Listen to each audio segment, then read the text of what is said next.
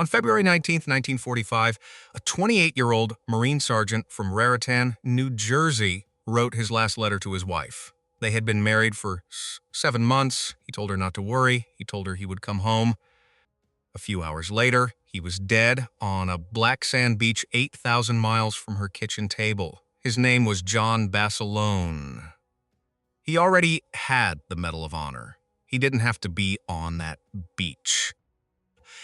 The Marine Corps had begged him to stay home, to sell war bonds, to shake hands with movie stars and speak on the radio. He had asked to go back to combat. He had asked 3 times. When they finally let him go, he ended up on an island called Iwo Jima, defended by a Japanese general who had once driven a Chevrolet across Texas and understood better than almost anyone in the Imperial Army what he was about to face.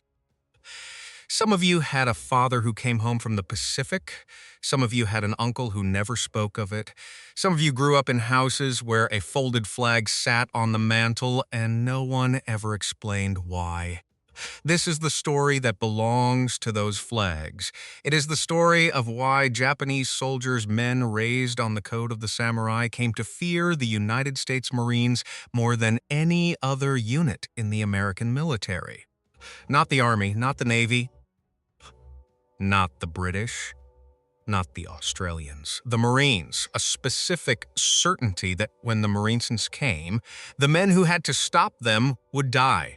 The Imperial Japanese Army never solved the problem the Marines gave them. They tried. Their best generals tried. 3 of the finest defensive commanders Japan ever produced spent the last years of their lives trying to find an answer.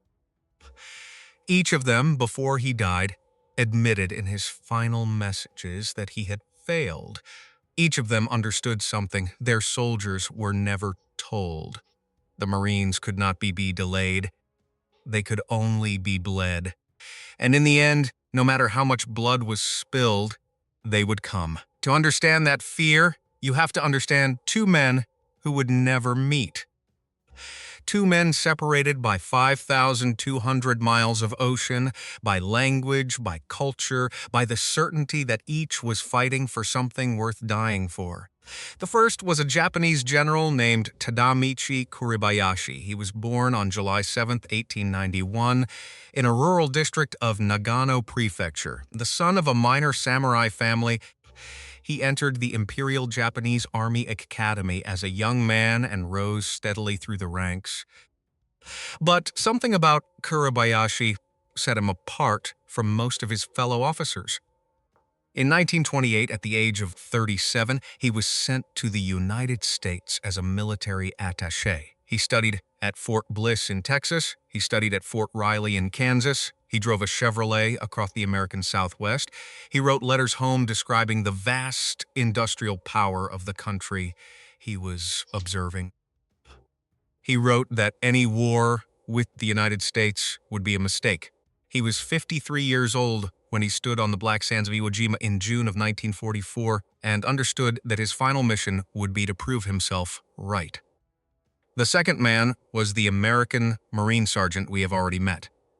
John Basilone was born on November 4, 1916, in Buffalo, New York, the son of Italian immigrants.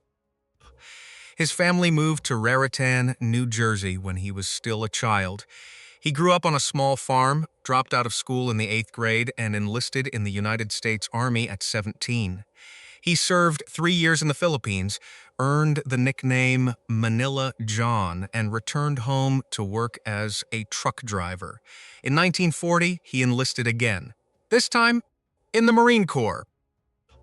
By the summer of 1942, he was 25 years old, a machine gunner in the 1st Marine Division, and he was about to land on an island whose name almost no one in America had ever heard, Guadalcanal.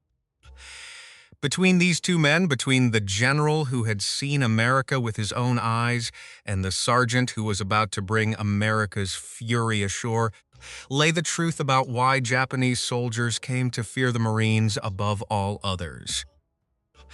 That truth begins with the code that shaped every Japanese soldier who fought in the Pacific War.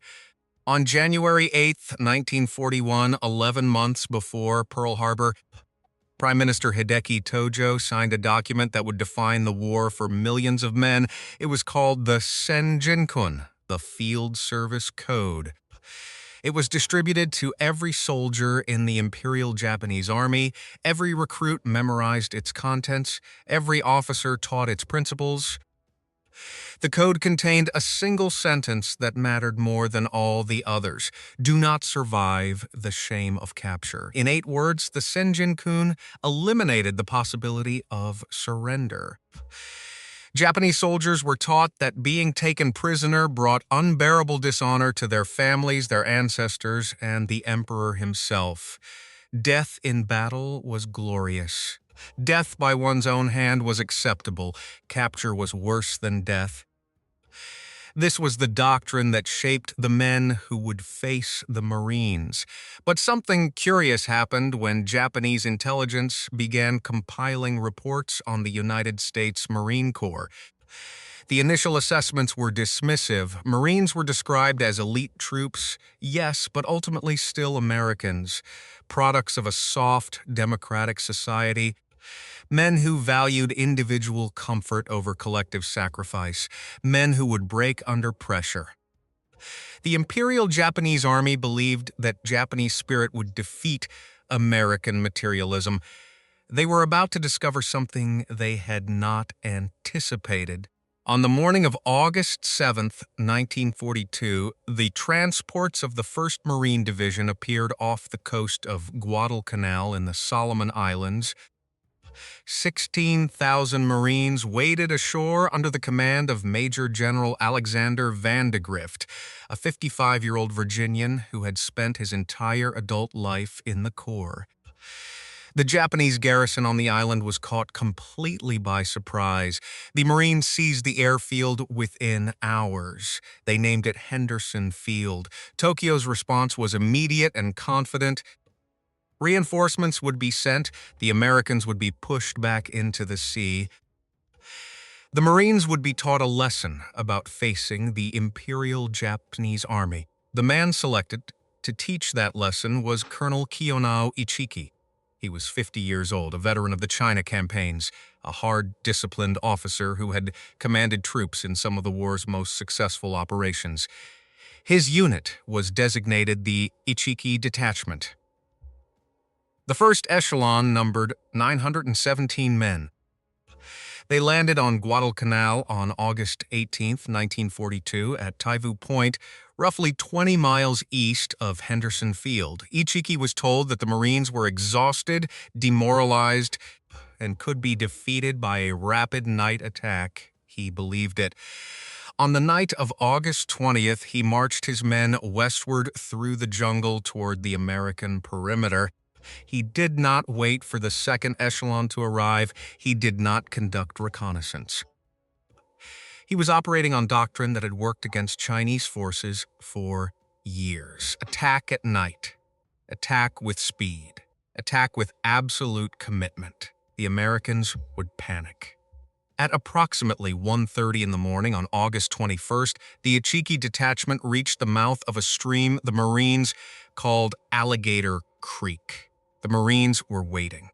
They had prepared positions along the western bank. Machine guns were sighted to sweep the sandbar on the killing ground. The Marines had learned in just 2 weeks on Guadalcanal that the Japanese would come at night, and they had prepared accordingly. The first Japanese wave crossed the sandbar in complete darkness, screaming as they charged. The Marine machine guns opened fire at point-blank range. What followed was not a battle in any traditional sense. It was a slaughter. The Japanese doctrine of night assault, which had shattered Chinese divisions for years, met an enemy that did not run. The Marines held their positions. They fired until their barrels glowed. When the Japanese survivors tried to swim across the creek, they were shot in the water. When they tried to retreat, artillery cut them down in the palm grove behind them. By dawn, approximately 800 Japanese soldiers were dead. The Marines had lost 44. Colonel Ichiki, sitting in the jungle with the shattered remnants of his command, understood what had happened. His assessment of the enemy had been catastrophically wrong. His superior's assessment had been catastrophically wrong. Everything the Imperial Japanese Army believed about the Americans was catastrophically wrong. He burned the regimental colors. Then he died. Some accounts say by his own hand. Some say in a final charge. The truth was buried with him in the jungle by the creek. The Battle of the Tanaru, as the Marines called it, was the first time in the Pacific War that the United States Marine Corps had faced a determined Japanese assault. And the first time that Japanese confidence in the racial and spiritual superiority of the Imperial Army had been shattered on the battlefield. The reports that filtered back to Tokyo were quietly disturbing. Intelligence officers began the slow, painful work of revising their assessments. The Marines, it turned out, did not panic at night. They had, in fact, prepared for night attacks with a level of tactical precision that suggested extensive training. The Marines did not retreat when surrounded. They did not surrender when their positions became difficult, and most disturbing of all, they counterattacked with an aggression that Japanese officers had assumed was a uniquely Japanese quality. The old assessments were quietly filed away. New assessments began to emerge. Reports that used a phrase that would become common in Japanese military documents over the next 3 years: shock troops. The Marines were being reclassified, not as ordinary American infantry, but as something else, something that required a different tactical response, something that could not be dismissed with the old certainties. But the man who would drive this lesson home to the Imperial Japanese Army was not a general. He was not a strategist. He was a 25-year-old machine gunner from a farm in New Jersey. On the night of October 24th, 1942, John Basilone lay behind a section of water-cooled M191C Browning machine guns on a section of the perimeter defending Henderson Field.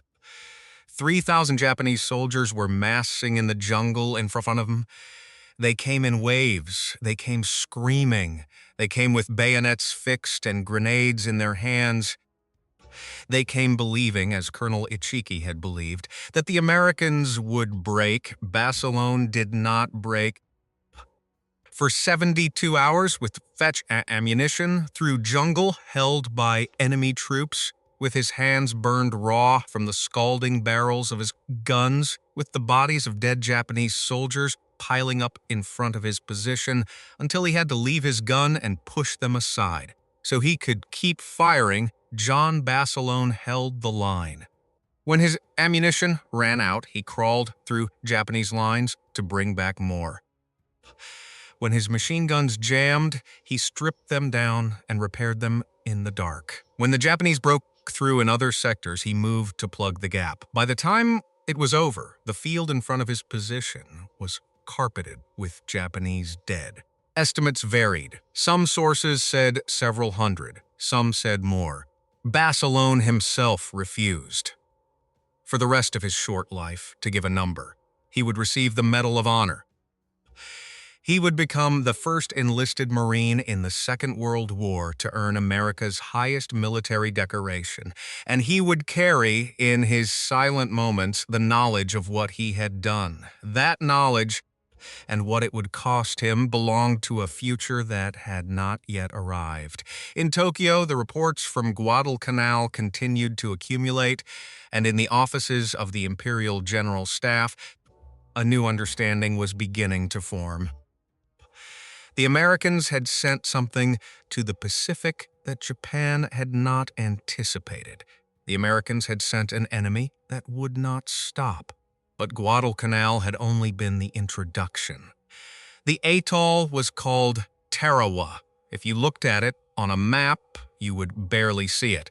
A scattered ring of coral in the central Pacific, so small that a man could walk across the largest island in 20 minutes. That island was called BDO.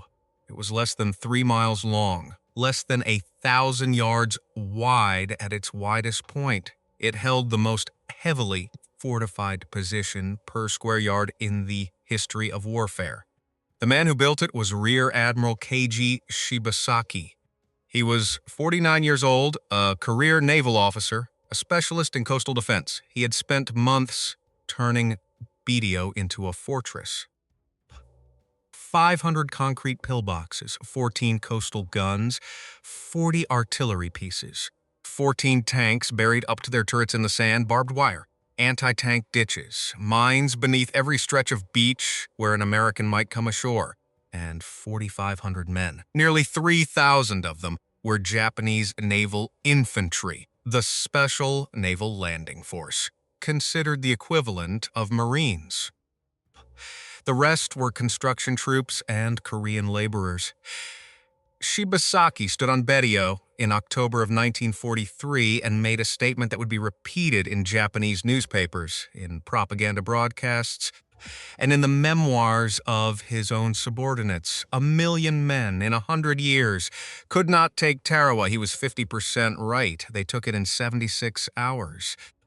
The 2nd Marine Division arrived off BDO on the morning of November 20th, 1943. 18,000 Marines. The naval bombardment began before dawn. Battleships, cruisers, destroyers. Thousands of shells poured onto an island less than 3 miles long. Aircraft from the carriers off the coast dropped bombs on every visible target. When it was over, observers on the ships said no one could possibly be alive on BDO. They were wrong. The Japanese had built their fortifications to withstand exactly this kind of bombardment. Concrete 4 feet thick, coconut logs and coral rubble absorbing the shock. Men waited in the darkness beneath the earth, and when the shelling stopped, they emerged into their firing positions and looked out at the lagoon. The lagoon was full of Marines. And then something happened that no one had planned for. The tide did not come in. Tarawa lies in a region of the Pacific where a phenomenon called a neap tide can occur. The tides that day were the lowest anyone could remember. The reef that surrounded BDO, which the marine planners had expected to be covered by 5 feet of water, was instead covered by 3 feet. The landing craft, carrying the first waves of Marines, struck coral hundreds of yards from shore. They could not go forward. They could not go back. The Marines climbed out of the boats into water that came up to their chests, and they began to walk. 500 yards of open water, chest deep under machine gun fire from every fortified position on the beach. Men fell. They fell, and they did not come up. The lagoon turned red in places. Rifles were held over heads to keep them dry, radios drowned, officers died, sergeants took over, sergeants died, corporals took over, and the Marines kept walking. The man who took command on that beach was Colonel David Shoup. He was 38 years old, from a farm in Indiana. He had been shot through the leg early on the first day.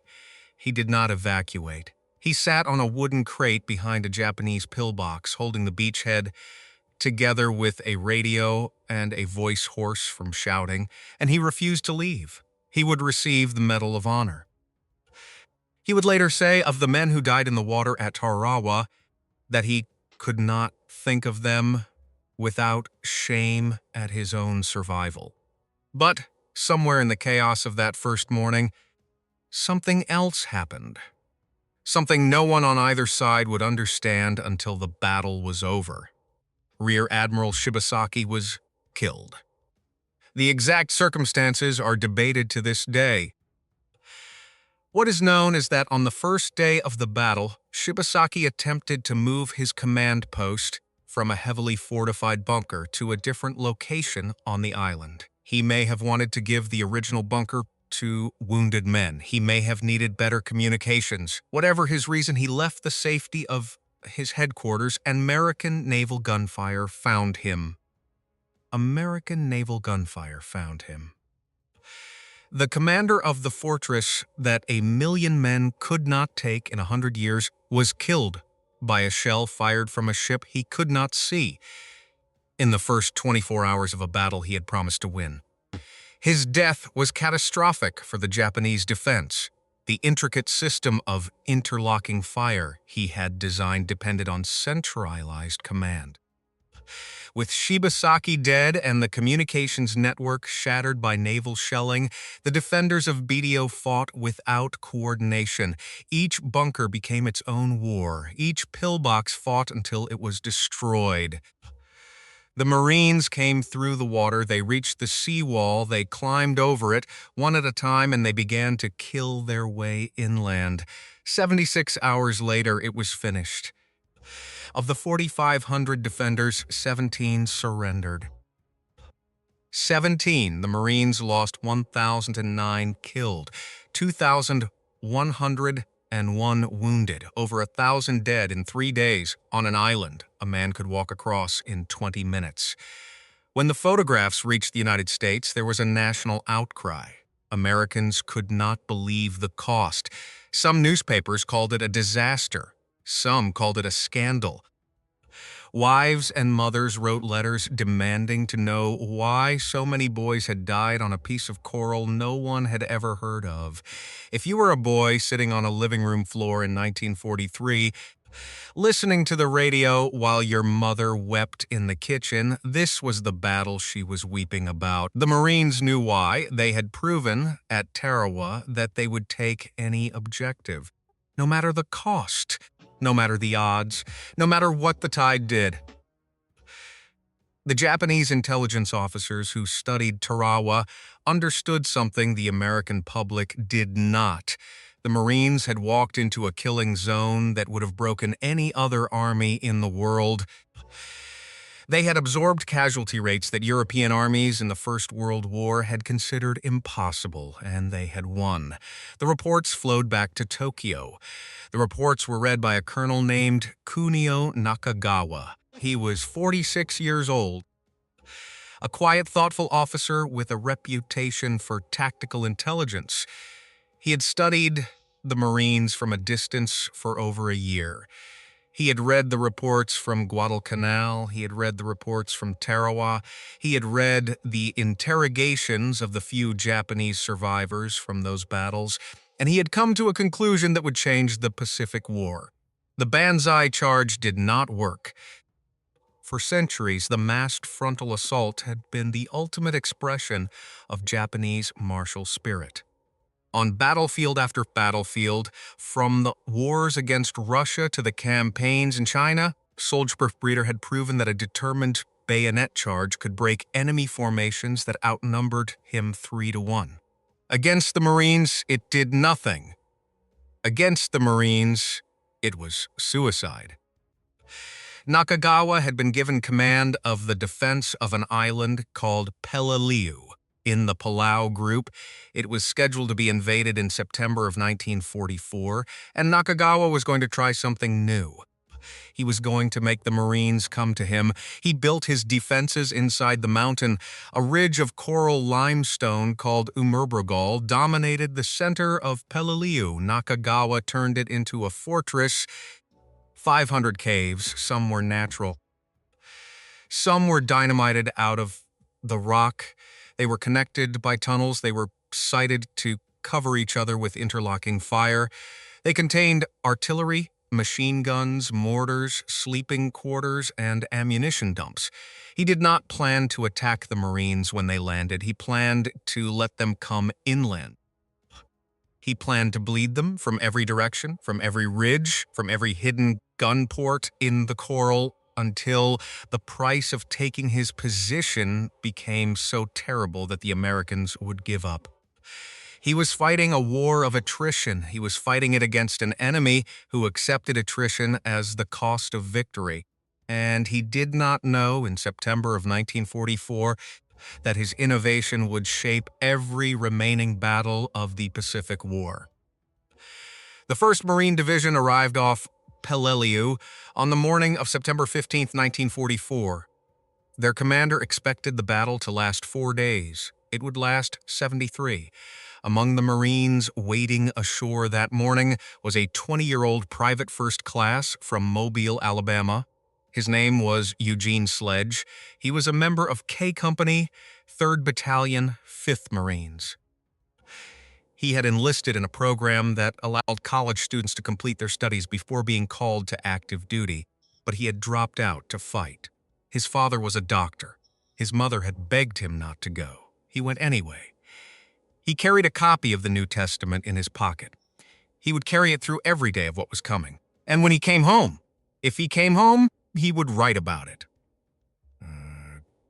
Decades later, a book that would become one of the finest memoirs of the Pacific War ever written. Some of you have read it. Some of you have sons who watched the HBO series that came from it. Either way, the man who lived those pages was on that beach on that morning, and he was scared. The Marines took the airfield on the first day, and then they reached Umerbrugol, and Nakagawa's plan began to work. The 1st Marine Regiment was commanded by Colonel Lewis Puller. He was known as Chesty. He was 46 years old. He had already earned 4 Navy Crosses. He was, by 1944, a living legend in the Marine Corps, a man whose reputation for aggression and personal courage was so extreme that other Marines told stories about him around fires at night. Puller took his regiment into Umerbrugol.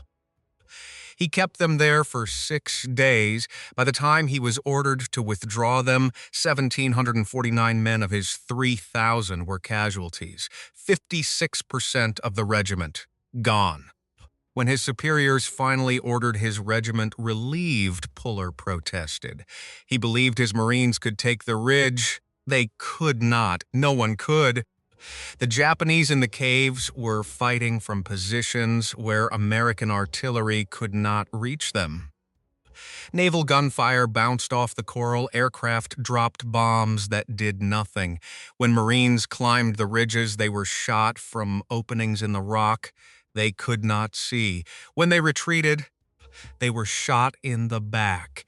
When they held their positions, they were shelled by mortars they could not locate. The only way to take Nakagawa's fortress was to burn it out. The Marines developed a technique. They called it the corkscrew and blowtorch. Flamethrowers to burn the defenders out of the caves. Explosives to seal the cave so no one could ever emerge again. The men of the flamethrower teams had a life expectancy measured in days. The fuel tanks on their backs made them targets. Snipers and machine gunners waited for them. They kept advancing. Eugene Sledge kept advancing. He would write decades later about the smell. He would write about how the flies coated the corpses so thickly that the bodies seemed to move. He would write about the mud that formed from crushed coral and human remains.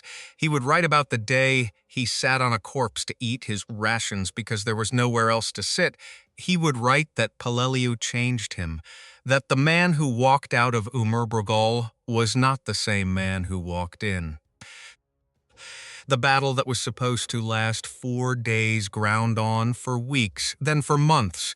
The 1st Marine Division was withdrawn, its combat power destroyed.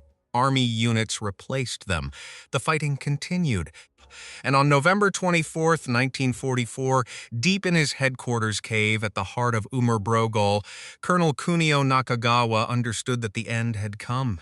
His food was gone. His water was almost gone. His ammunition was running out. Only a few hundred of his men were still alive. He burned the regimental colors. He wrote a final report to Tokyo, and then he committed suicide. He had done something no other Japanese commander had done. He had made the Marines pay a price that horrified the American public. He had killed or wounded nearly 10,000 Marines and Army soldiers. He had prolonged a battle that was supposed to last 4 days into a nightmare that lasted 73. He had also lost. His entire garrison of 11,000 men was dead or dying. Only a small number of Japanese soldiers were taken prisoner. The Marines had taken Peleliu, but Nakagawa's real victory would come later. His tactics would be studied by the man now preparing to defend a small volcanic island in the North Pacific. A man who had once studied at Fort Bliss and Fort Riley. A man who had driven a Chevrolet across the American Southwest and understood in his bones what he was about to face. Tadamichi Kurabayashi read the reports from Peleliu, and he began to prepare. The island he was defending was called Iwo Jima. It was less than 8 square miles. It contained an airfield the Americans wanted for their B-29 bombers.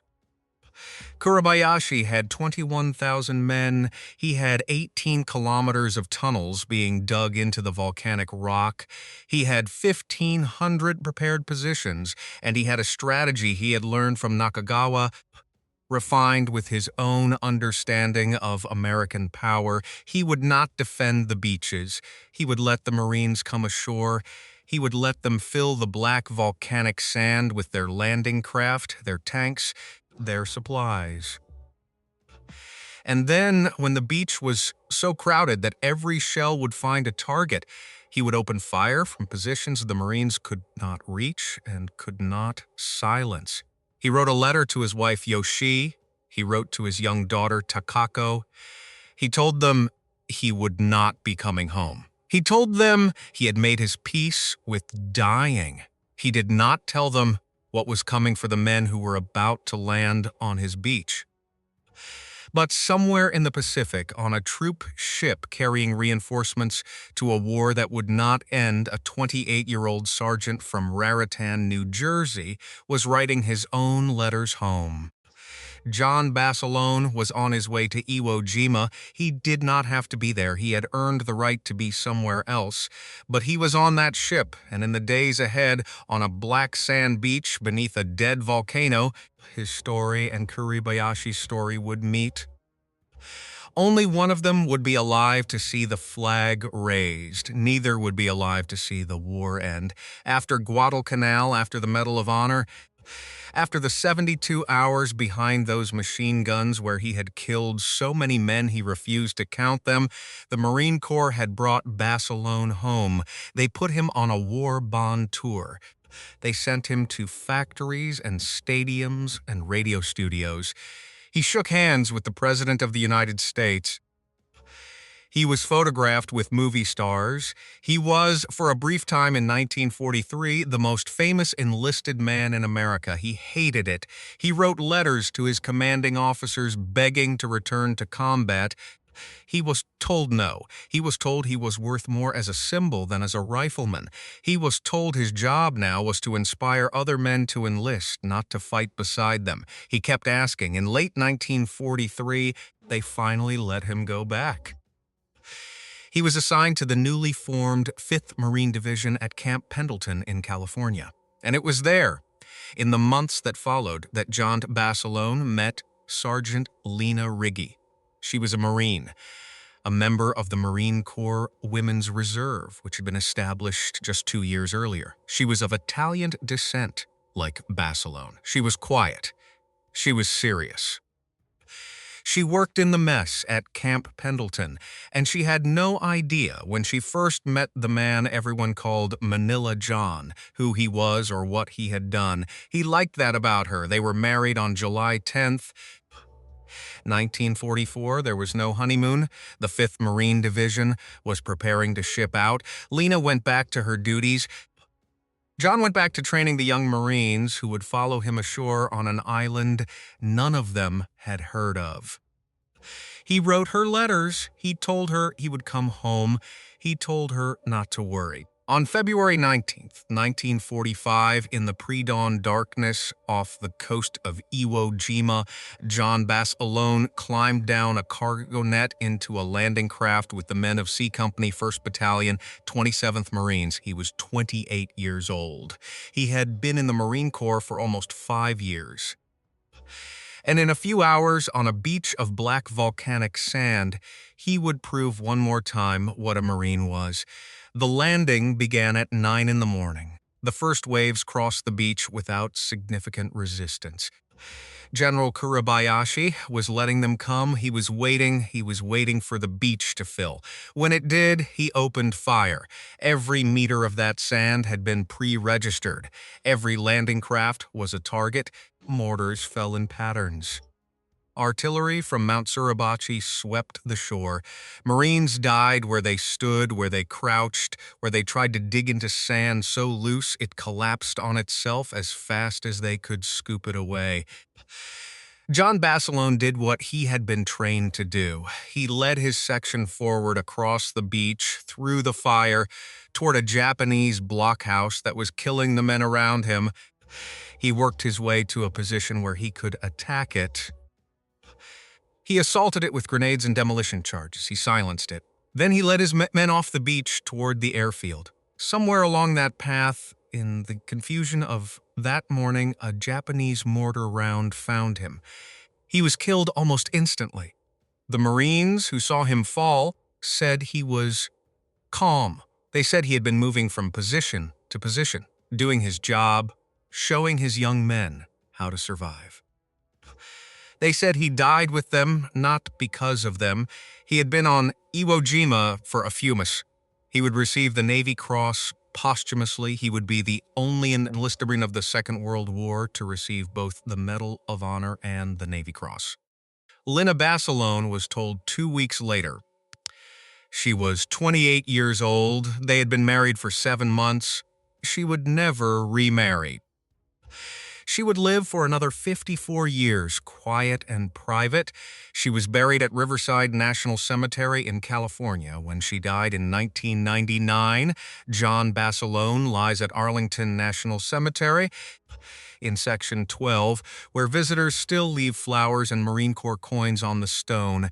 In death, as in so much of their short marriage, they remained apart. But she had chosen him, and she had chosen to belong to no one else. If you have ever walked past that stone at Arlington on a Memorial Day when the flags stand in every row, you have walked past a man who did not have to be on that beach and went anyway.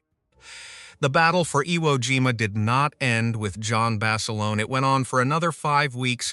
3 Marine divisions, 70,000 men, fought their way inland through a landscape that seemed designed for their destruction. The black sand gave no cover.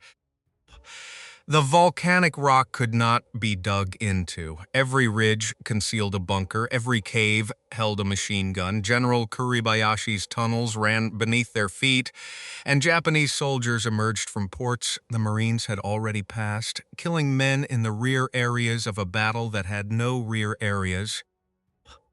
On February 23rd, 4 days after the landing, a patrol from the 28th Marines reached the summit of Mount Suribachi and raised a small American flag. A few hours later, a larger flag was brought up to replace it. A Navy photographer named Joe Rosenthal took his photograph. It would become the most reproduced image in the history of American journalism. It would be pressed onto stamps. It would be sculpted 30 feet tall in bronze at the Marine Corps War Memorial in Arlington, Virginia, where some of you have taken your grandchildren. 3 of the 6 men in that picture would be dead before the battle ended. The fighting ground on, day after day, yard after yard. The Marines used Nakagawa's lessons against Kurebayashi's men: flamethrowers, demolition charges, corkscrew, and blowtorch. The volcanic rock filled with the smell of burning men. General Kurebayashi kept sending reports to Tokyo. His messages grew shorter, his tone grew calmer. On March 16th, he transmitted his final situation report. He apologized to the emperor for failing to hold the island. He listed the names of officers who had performed with special distinction. He wrote a farewell poem. Then he stopped transmitting. What happened to him after that is unknown. His body was never identified. Some Japanese sources say he led a final attack. Some say he committed suicide in his command post. His fate was one more mystery of Iwo Jima, buried beneath the black sand. When the battle ended, the numbers told their own story. 6,821 Marines dead, 19,217 wounded. Of the 21,000 Japanese defenders, only 216 were taken prisoner. The rest died on that island, and the war was not over. On April 1st, 1945, 6 days after Iwo Jima was declared secure, the Marines landed on Okinawa, the 1st Marine Division, the 6th Marine Division, alongside 4 Army divisions. Nearly 200,000 American servicemen against a Japanese garrison of over 100,000. The Japanese commander was Lieutenant General Mitsuru Ushijima. He was 57 years old.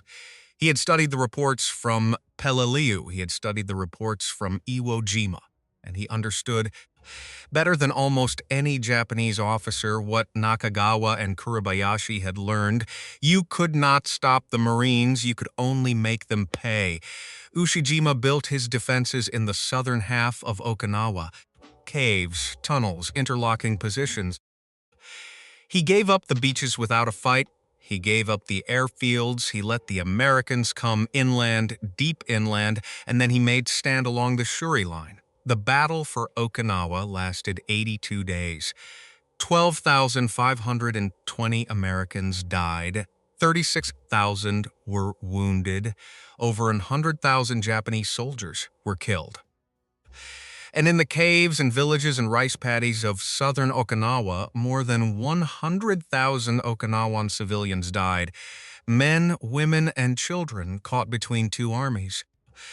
Some killed themselves rather than face capture, having been told by Japanese propaganda that the Americans were monsters. Some were killed by Japanese soldiers for the crime of trying to surrender. Eugene Sledge was there, Second Island, same K Company. He would write about Okinawa, too. He would write that the mud was worse than Peleliu.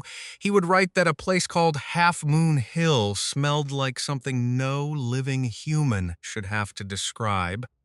On June 22, 1945, in a cave overlooking the sea at a place called Mabuni, General Ushijima committed suicide. He was the 3rd of Japan's most capable defensive commanders to reach the same conclusion before he died. Nakagawa on Peleliu, Kuribayashi on Iwo Jima, Ushijima on Okinawa. 3 different men on 3 different islands over the course of 8 terrible truths the Marines could not be stopped. They had reported this truth up their chains of command. They had written it in their final messages. They had died knowing it. But the young soldiers who followed them into those caves, the sons of farmers and factory workers and shopkeepers from every prefecture of Japan, were never told. They died believing what the Senjinkun had told them. They died triumph. They died believing lies their own generals had stopped to believing long before.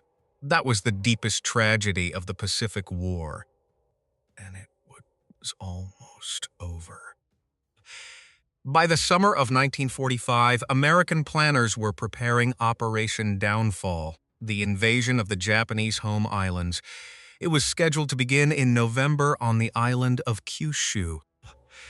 Estimates of American casualties ranged from 500,000 to over 1 million. Japanese casualties were expected to be many times higher. The Marines had already been briefed. They knew that Iwo Jima and Okinawa had been a preview of what was coming. If your father came home from the Pacific, he came home because that invasion never happened. On August 6, 1945, a single American bomber dropped a single bomb on the city of Hiroshima. 3 days later, another bomb fell on Nagasaki. On August 15, 1945, the Emperor of Japan broadcast a message to his people. His voice had never been heard on radio before. Many Japanese civilians could not understand the archaic language he used. But the meaning was clear. The war was over. The Marines who were preparing for downfall put down their gear. Men who had made their peace with dying discovered that they were going to live. Some of them wept. Some of them could not speak. Some of them sat alone for hours trying to understand what it meant that they had a future. Eugene Sledge came home to Alabama. He went back to college. He became a biologist. He taught at the University of Montevallo, a quiet campus in the piney woods of central Alabama, where his students knew him as a gentle professor who kept a picture of his old company on the wall of his office. He kept his Marine Corps experience to himself for over 3 decades. Then, in 1981, he published a book called With the Old Breed. It became one of the most respected memoirs of the Second World War ever written. It was studied at military academies, it was read by presidents, and in 2010, 30 years after its publication and 9 years after Sledge's death, it became the basis for the HBO miniseries The Pacific. His voice reached a new generation. His voice reached grandsons who had never asked their grandfathers what they had done. His voice made men in living rooms across America pick up the phone and finally have a conversation 40 years too late. That was his gift. But the story does not quite end there. In 1985, on the 40th anniversary of the battle, a small group of them returned to Iwo Jima. They were old men now. Some walked with canes. Some needed help climbing the slope of Mount Suribachi. And waiting for them at the summit, on the black rock where the flag had risen 40 years before, was a group of Japanese veterans. The men who had tried to kill each other in 1945 embraced each other in 1985. They called it the Reunion of Honor. A monument was dedicated. It reads, in English on one side and Japanese on the other, that they had come together to commemorate all those who fought and died, and to renew their pledge that such tragedies must never be repeated. The old Marines and the old Japanese soldiers stood together and looked out at the ocean. They did not need to speak the same language to understand each other.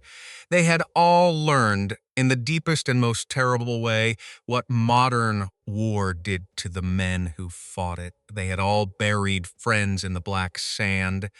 They had all lived when so many others had not, with the weight of that survival pressing on them for 4 decades.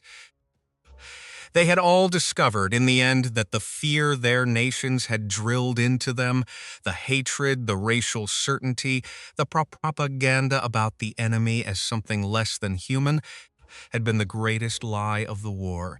The Marines had faced Japanese soldiers of enormous courage, men who had died for what they believed in, men who had earned, in the memoirs written by Marine veterans decades later, a respect that surprised everyone.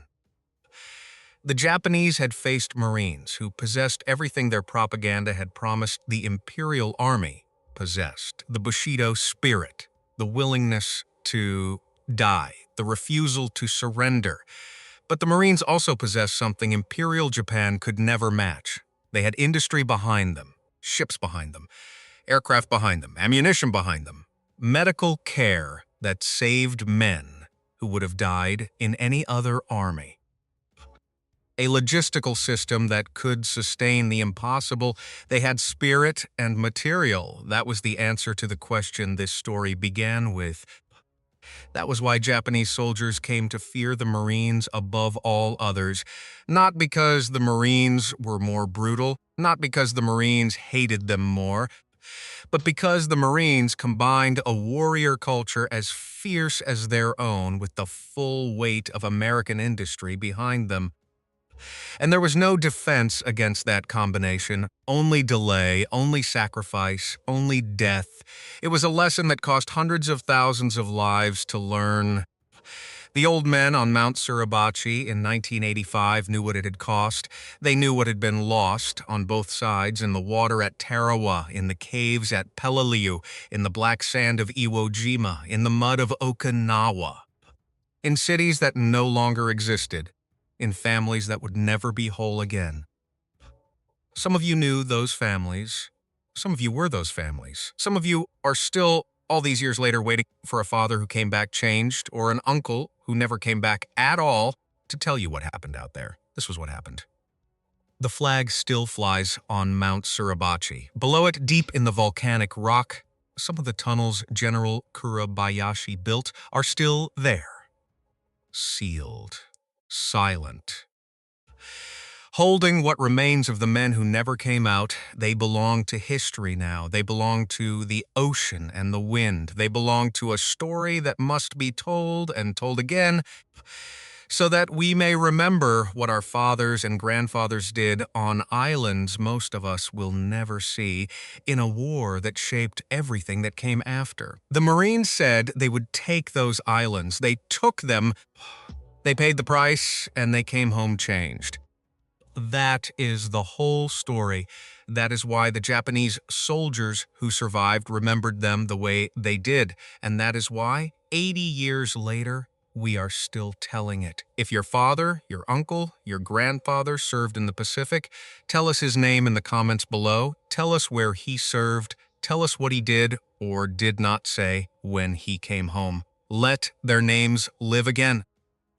Let this be the place where the boys of that generation are remembered, one by the men and women who loved them. They were ours. They will always be ours, and they will not be forgotten.